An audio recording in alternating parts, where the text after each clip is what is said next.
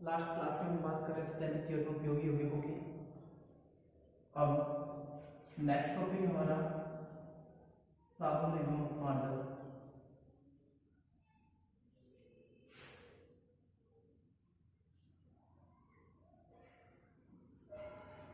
साबुन एवं अपमार्जक, इसकी हम बात करें तो डिटर्जेंट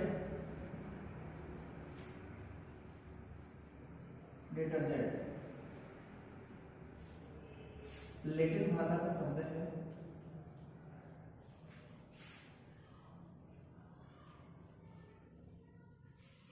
डिटर्जेंट लैटिन भाषा का शब्द है जिसका अर्थ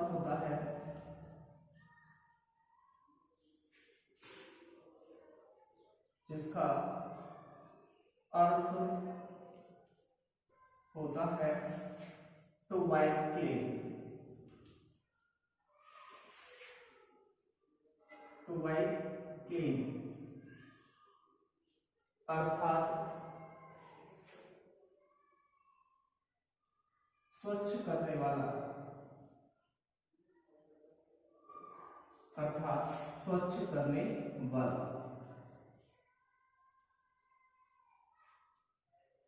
तो हम बात करें साबुन और अपमार्जक की, तो साबुन और अपमार्जक का उपयोग इस क्षेत्र में किया जाता है कि डिटर्जेंट जो है ये लैटिन भाषा का शब्द है जिसका अर्थ होता है टू वाइप क्लीन अर्थात स्वच्छ करने वाला।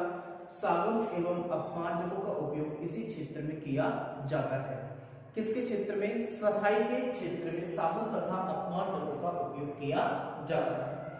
तो सबसे पहले हम बात करें कि साबुन क्या है, तो साबुन जो होता है ये सबसे पुराना अपमार्जक है।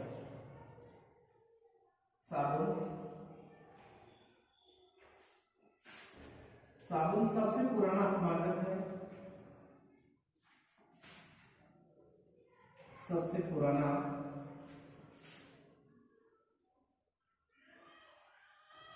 अपमार्जक।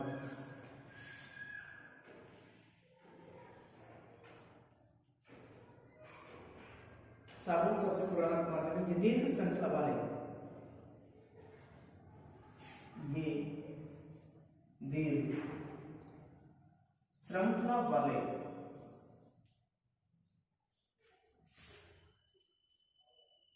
C12 से C18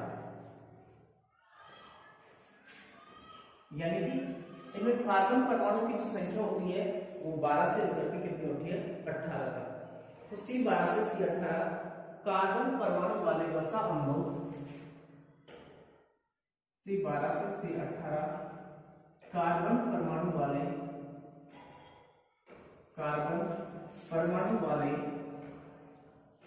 वसा अम्लों जैसे कि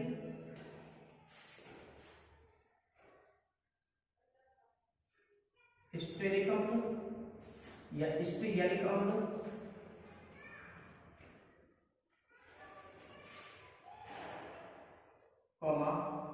पामेटिक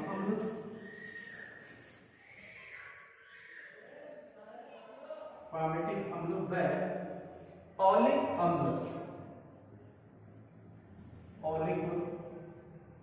अम्ल होते हैं। तो साबुन सबसे पुराना अपमार्जक है। ये दीर्घ श्रृंखला वाले C12 से C18 कार्बन परमाणु वाले वसा अम्लों जैसे स्टेरिक अम्ल, पामेटिक अम्ल और ऑलिक अम्लों के अम्ल होते हैं। और ये स्टेरिक अम्ल, पामेटिक अम्ल व ऑलिक अम्ल के कौन से लवण होते हैं? सोडियम तथा पोटेशियम के लवण होते हैं। सोडियम तथा पोटेशियम के लवण होते हैं। सोडियम तथा पोटेशियम के लवण होते हैं।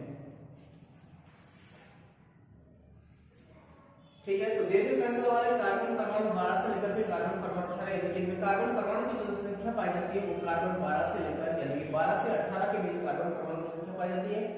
तो C12 से C18 कार्बन परमाणु वाले वसा अम्लों जैसे कि स्टेरिक अम्ल, पामेटिक अम्ल तथा ऑलिक अम्लों के सोडियम अथवा पोटेशियम के लवण होते हैं। इन वसा अम्लों को सोडियम हाइड्रोक्साइड या पोटेशियम हाइड्रोक्साइड के जलीय विलयन के साथ गर्म करके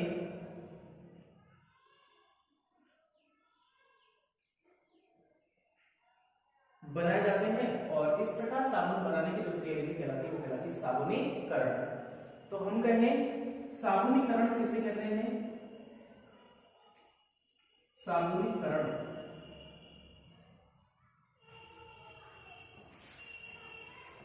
जैसे हम बात करें उच्च वसीय अम्लों को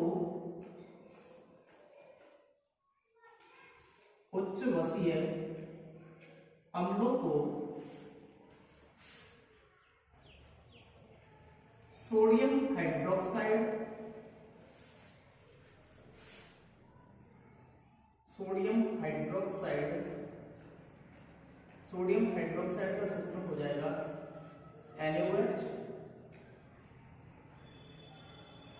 या पोटेशियम हाइड्रोक्साइड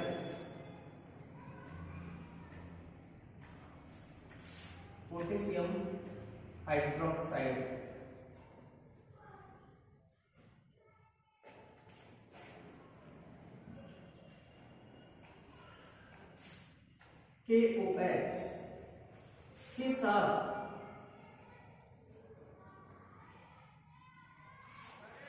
मिलाकर गर्म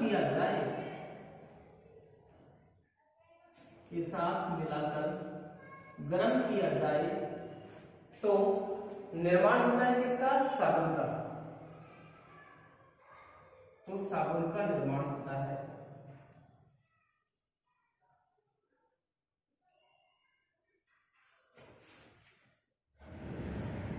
यह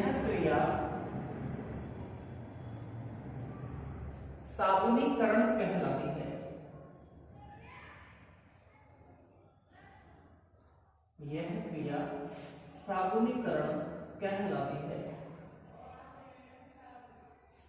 जब उच्च वसीय अम्लों को सोडियम हाइड्रोक्साइड या पोटेशियम हाइड्रोक्साइड के जलीय विलयन के साथ गर्म किया जाए, पोटेशियम हाइड्रोक्साइड के जलीय विलयन के साथ, कौन से विलयन के साथ? जलीय विलयन के साथ इनको मिलाकर गर्म किया जाए तो निर्माण होता है किसका? साबुन का। तो यह क्रिया क्या कहलाती है? साबुनीकरण। तो बात करें हम साबुन एवं अपमार्जक की, तो डिटर्जेंट शब्द जो होता है यह लैटिन भाषा का शब्द है जिसका अर्थ होता है टू वाइप क्लीन, अर्थात स्वच्छ करने वाला। साबुन की बात करें हम तो साबुन जो होता है यह सबसे पुराना अपमार्जक है जो दीर्घ श्रृंखला वाले कार्बन परमाणु 12 से लेकर के कार्बन परमाणु 18 यानी कि C12 से C18 कार्बन परमाणु वाले वसीय अम्लों या वसा अम्लों जैसे कि स्टेरिक अम्ल, पामिटिक अम्ल व ओलिक अम्लों के सोडियम तथा पोटेशियम के लवण होते हैं। ठीक है, जब इन वसीय अम्लों को यानी कि उच्च वसीय अम्ल कौन कौन से होंगे? स्टेरिक अम्ल, पामिटिक अम्ल या ओलिक अम्ल में से इनमें से किसी एक को हम सोडियम हाइड्रोक्साइड या पोटेशियम हाइड्रोक्साइड के जलीय विलयन के साथ मिलाकर गर्म करते हैं तो साबुन का निर्माण होता है। यह प्रक्रिया क्या कहलाती है? साबुनीकरण। तो इस प्रकार साबुन बनाने की विधि जो होती है वो क्या कहलाती है? साबुनीकरण। तो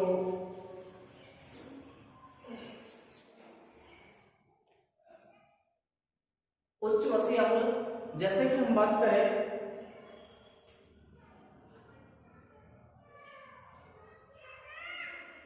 CH2 C++R CH C++R और CH2 C++R, ये है उच्च वसीय अम्ल।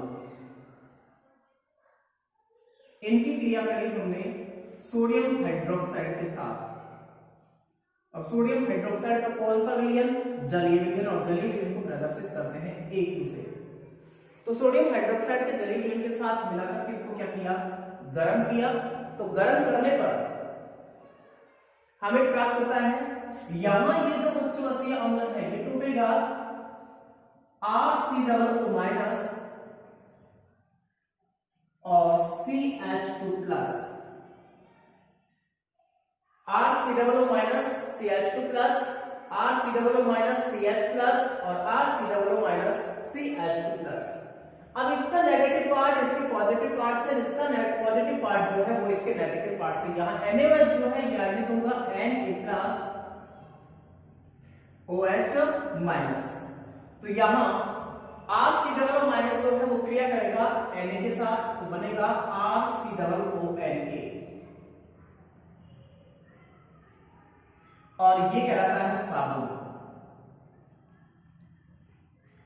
साथ ही CH2 क्रिया करेगा OH के साथ, CH2OH, CH क्रिया करेगा OH के साथ, CHOH और CH2OH, ये हो जाएगा ग्लिसरॉल।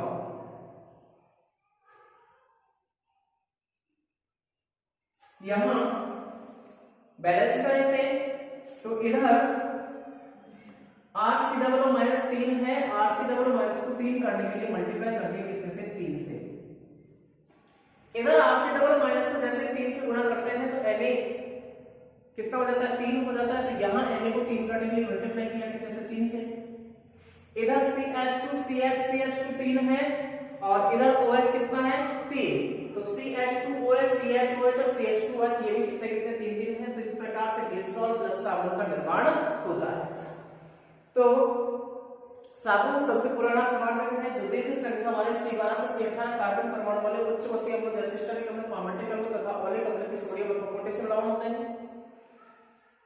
साबुन किसे कहेंगे, जब इन उच्च वसीय अम्लों को, जब इन उच्च वसीय अम्लों को स्टरिक अम्ल, पार्मेटिक अम्ल या ओलिक अम्ल में से किसी भी एक को सोडियम हाइड्रोक्साइड या पोटेशियम हाइड्रोक्साइड के जलीय विलयन के साथ मिलाकर इसे गर्म किया जाता है तो साबुन का निर्माण होता है। यह प्रक्रिया क्या कहलाती है, साबुनीकरण कहलाती है। तो यहां पर भी उच्च वसीय अम्ल CH2COOR, CHCOOR और CH2COOR, इनके साथ क्रिया करें सोडियम हाइड्रोक्साइड की, ये आयनिक होगा Na+OH- में और ये आयनिक होगा RCOO- और CH2+ में। तो ये RCOO- जो है ये रिएक्ट करेगा किसके साथ, Na के साथ और बनाएगा RCOONA। यहां R जो है ये है एल्किल समूह, ये R एल्किल समूह है। इसकी जगह यदि हम ले स्टरिक अम्ल C17H35COO तो निर्माण किस प्रकार से होगा देखते हैं। दूसरा इसका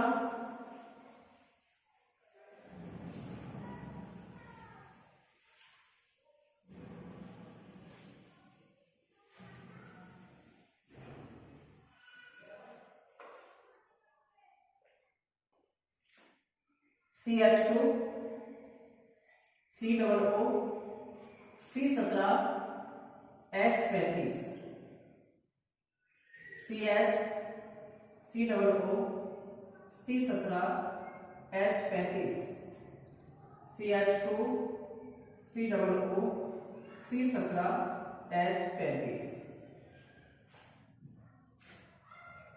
प्लस सोडियम हाइड्रोक्साइड NaOH का जलीय विलयन प्रदर्शित किया AQ से।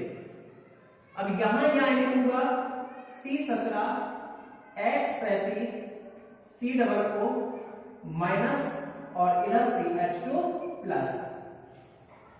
तो C17H35 COO minus, C17H35 COO minus, C17H35 COO minus, तीनों आयनिक हो जाएंगे CH2 plus, CH plus, CH2 plus, इधर Na प्लस और OH माइनस। अब ये C17H35 COO माइनस जो है ये रिएक्ट करेगा किसके साथ, Na के साथ, क्या बनेगा C17H35 COO Na, साथ ही CH2OH CHOH और CH2OH ग्लिसरॉल, और ये हो जाएगा साबुन सोडियम स्टीयरेट, सोडियम स्टीयरेट। इस प्रकार से साबुन का निर्माण होता है कि जब उच्च वसीय अम्लों को सोडियम हाइड्रोक्साइड या पोटेशियम हाइड्रोक्साइड के जलीय विलयन के साथ मिलाकर गर्म किया जाए। सोडियम हाइड्रोक्साइड हाइड्रोक्साइड या पोटेशियम हाइड्रोक्साइड इसकी जगह तो सोडियम हाइड्रोक्साइड या पोटेशियम हाइड्रोक्साइड के जली हुई के साथ मिलाकर इन्हें गर्म किया जाता है तो साबुन का निर्माण होता है। और साबुन का सूत्र क्या होता है? C17H35COONA। इस क्रिया में प्राप्त साबुन सोडियम क्लोराइड मिलाने से अलग हो जाता है। इस प्रकार से जो साबुन प्राप्त किया जाता है उसमें अपन सोडियम क्लोराइड को मिलाए तो सोडियम क्लोराइड को मिलाने से साबुन अलग हो जाता है। केवल उच्च रसीय अम्लों के सोडियम और पोटेशियम लवणों से बने साबुन ही जल में मिले होते हैं। इनमें भी पोटेशियम साबुन अधिक मृदु होते हैं। इन्हें और पोटेशियम युक्त साबुन जो होते हैं उनका उपयोग किया जाता है शेविंग क्रीम, शैम्पू आदि बनाने में तथा साथ ही पारदर्शी साबुन बनाने के लिए उपयोग किया जाता है ग्लिसरीन का। पारदर्शी साबुन बनाने के लिए ग्लिसरीन का उपयोग किया जाता है। तो पारदर्शी साबुनों को बनाने के लिए किसका उपयोग किया जाता है? ग्लिसरीन का। तो उच्च रसीय अम्लों को सोडियम हाइड्रोक्साइड या पोटेशियम हाइड्रोक्साइड के साथ मिलाकर गर्म किया तो साबुन का निर्माण हुआ। यह क्रिया कहलाती है साबुनीकरण। और केवल सोडियम और पोटेशियम के लवणों से मिलकर बने साबुन जो होते हैं वही जल में मिले होते हैं। इनमें भी पोटेशियम साबुन अधिक मृदु होते हैं। और पारदर्शी साबुन बनाने के लिए किसका उपयोग किया जाता है? ग्लिसरीन का उपयोग किया जाता है। साबुन जो होते हैं, अब यहाँ अपने एक प्रश्न उठता है कि साबुन जो होते हैं वो मृदु जल में तो सफाई का कार्य ठीक प्रकार से करते हैं लेकिन कठोर जल में नहीं। क्यों? तो साबुन मृदु जल में सफाई का कार्य तो ठीक प्रकार से करते हैं लेकिन कठोर जल में क्यों नहीं करते? क्योंकि कठोर जल में कैल्शियम क्लोराइड और मैग्नीशियम क्लोराइड से संबंधित अशुद्धियां पाई जाती है। कैल्शियम क्लोराइड और मैग्नीशियम क्लोराइड से संबंधित जो अशुद्धियां हैं, कैल्शियम क्लोराइड और मैग्नीशियम क्लोराइड, ये कैल्शियम क्लोराइड और मैग्नीशियम क्लोराइड से संबंधित अशुद्धियां साबुन के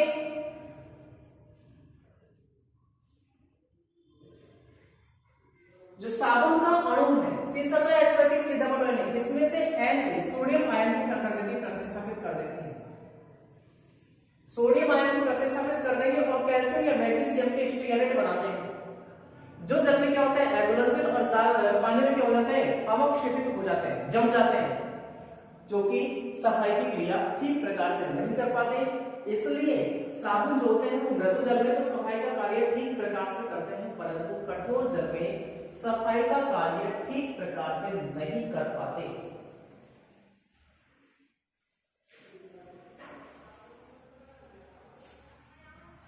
साबुन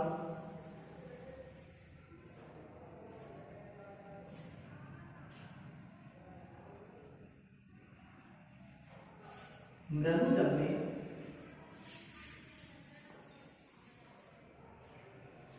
तो साबुन जो होता है वो मृदु जल में तो सफाई का कार्य ठीक प्रकार से करता है लेकिन कठोर जल में नहीं कर पाता क्योंकि कठोर जल में कैल्शियम क्लोराइड व मैग्नीशियम क्लोराइड से संबंधित अशुद्धियां पाई जाती हैं जो साबुन के अणु में से, अब साबुन का अणु जैसे C17H35COONA, इसमें से कौन से आयन को प्रतिस्थापित कर देगी? सोडियम आयन को प्रतिस्थापित कर देती है और कैल्शियम या मैग्नीशियम के लवण बनाते हैं। ये कैल्शियम और मैग्नीशियम के जो लवण होते हैं वो जल में क्या होते हैं? एगुलनशिल होते हैं और अवक्षेपित हो जाते हैं जो कि सफाई का कार्य ठीक प्रकार से नहीं कर पाते। अंततः सफाई की क्रिया को ठीक प्रकार से करने के लिए अपमार्जकों का प्रयोग किया जाता है जो कठोर और मृदु दोनों प्रकार के जल में सफाई का कार्य ठीक प्रकार से करते हैं।